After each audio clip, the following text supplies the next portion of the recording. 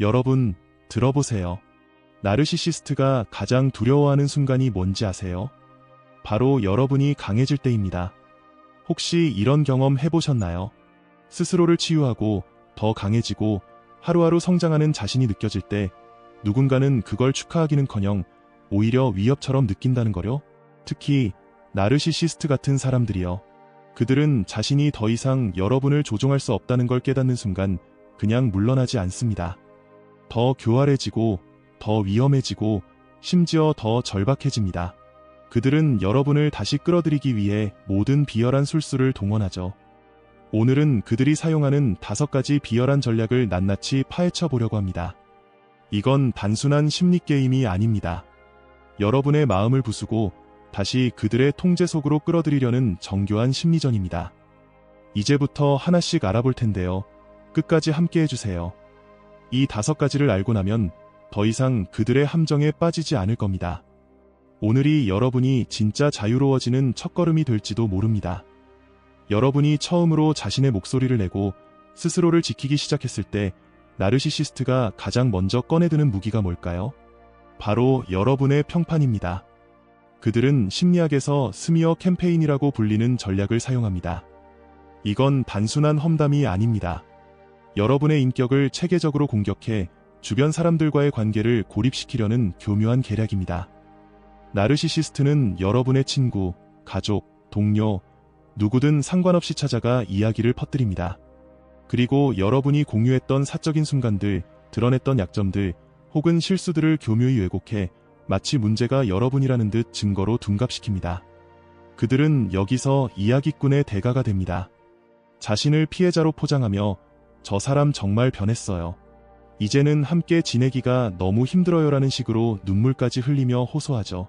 심지어 여러분이 정신적으로 불안정하다거나 앙심을 품은 사람이라거나 위험한 사람이라는 이야기까지 만들어냅니다. 가장 소름 끼치는 점은 그들의 거짓말에 조금의 진실을 섞는다는 겁니다. 이 작은 진실 때문에 그들의 이야기가 훨씬 더 그럴듯하게 들리고 사람들은 그 말에 쉽게 휘둘리게 됩니다. 임상심리학자이자 나르시시스트 학대 전문 연구자인 라마니 더바술라 박사는 이렇게 설명합니다. 스미어 캠페인은 다음 3가지 목적을 가집니다. 첫 번째, 여러분이 그들의 실체를 폭로하기 전에 여러분을 먼저 무너뜨리기 위해. 두 번째, 자신들을 피해자로 만들어 동정을 얻기 위해. 세 번째, 무엇보다 여러분을 지지할 수 있는 사람들로부터 고립시키기 위해.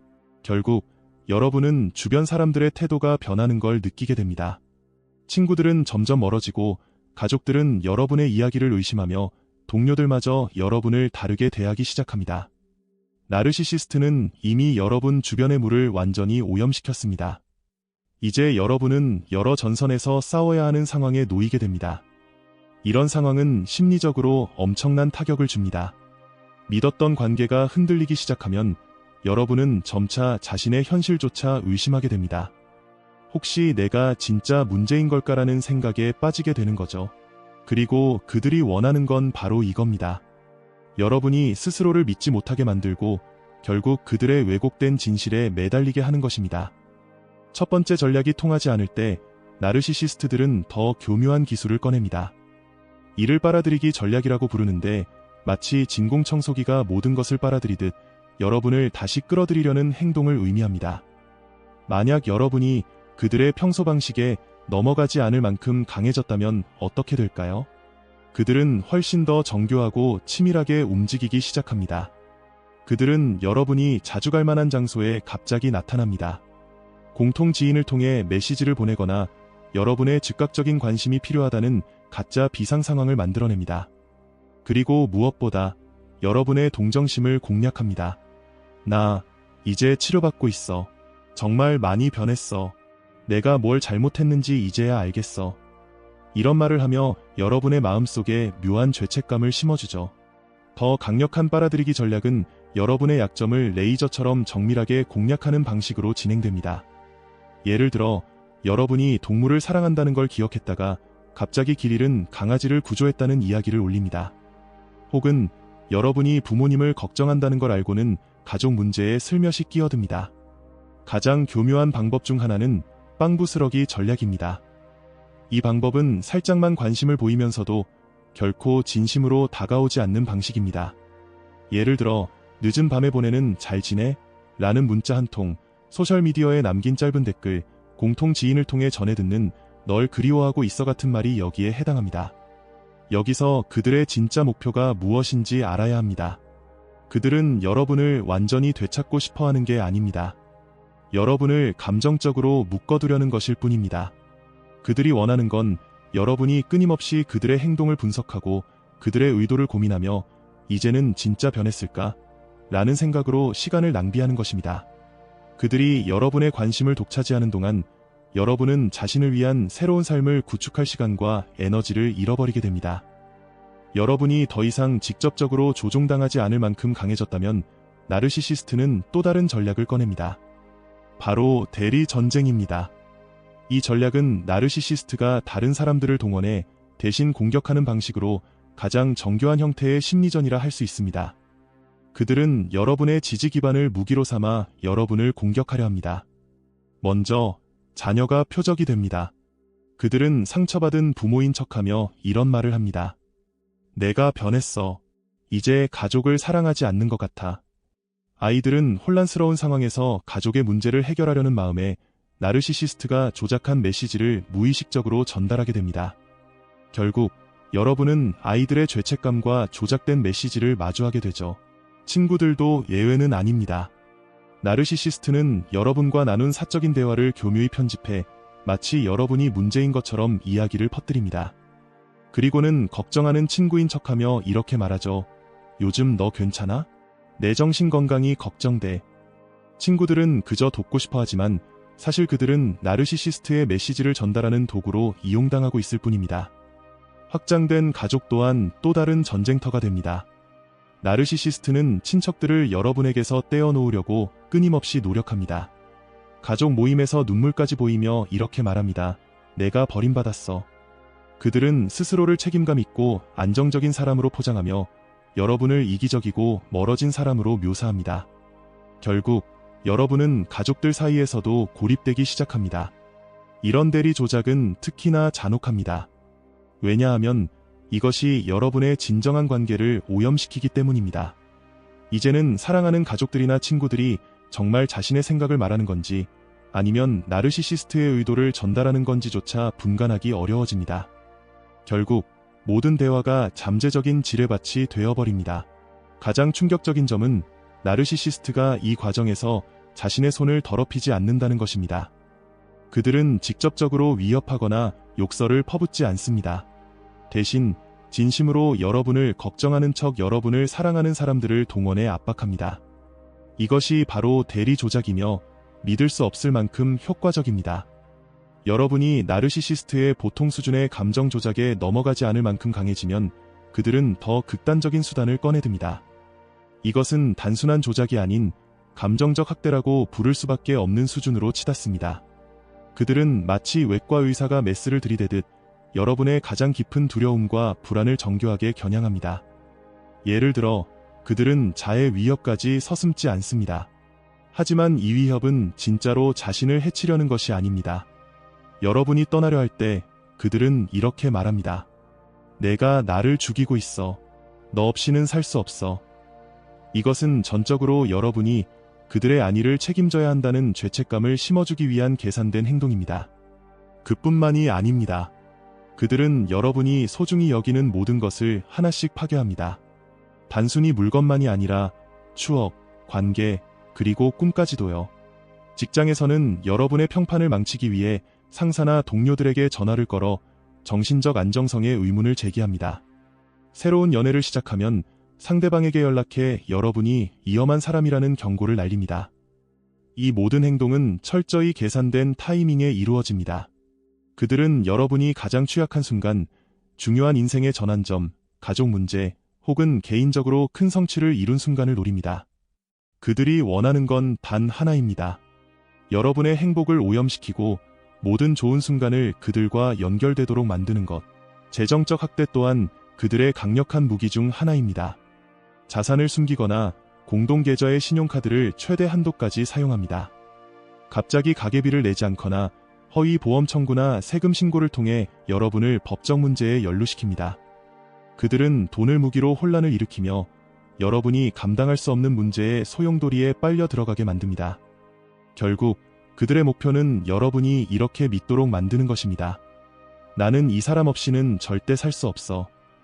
이 모든 것은 체계적으로 이루어진 심리적 공격을 통해 여러분에게 학습된 무기력 상태를 심어주기 위함입니다.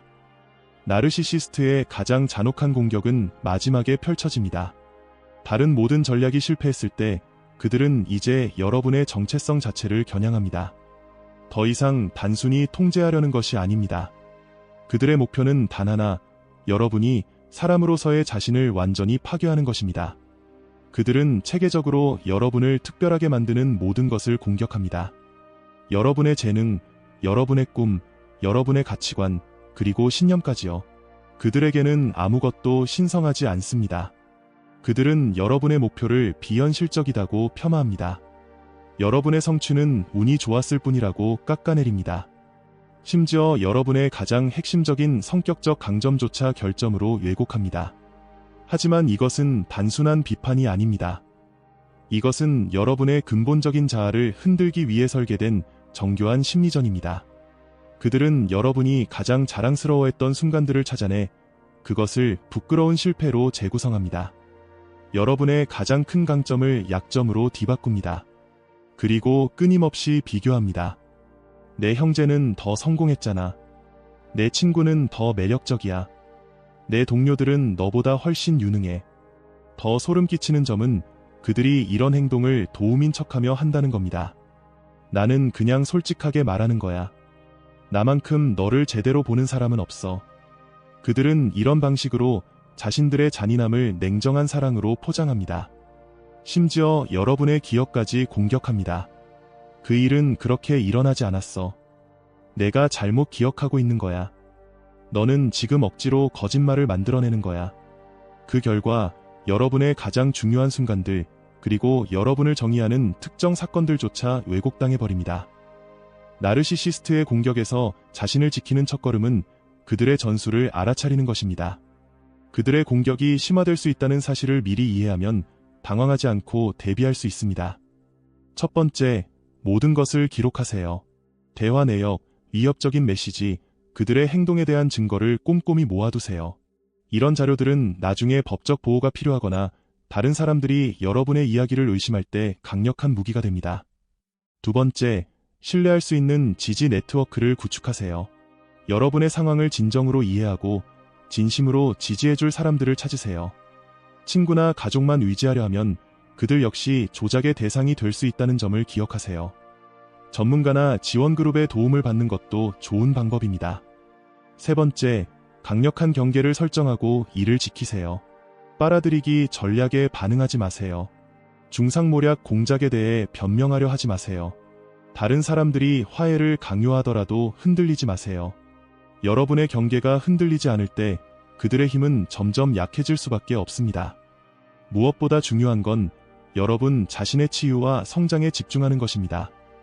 여러분이 강해질수록 그들의 전술은 점점 더 효과를 잃게 될 것입니다. 사실 그들의 공격이 심화되는 건 여러분이 이기고 있다는 증거입니다.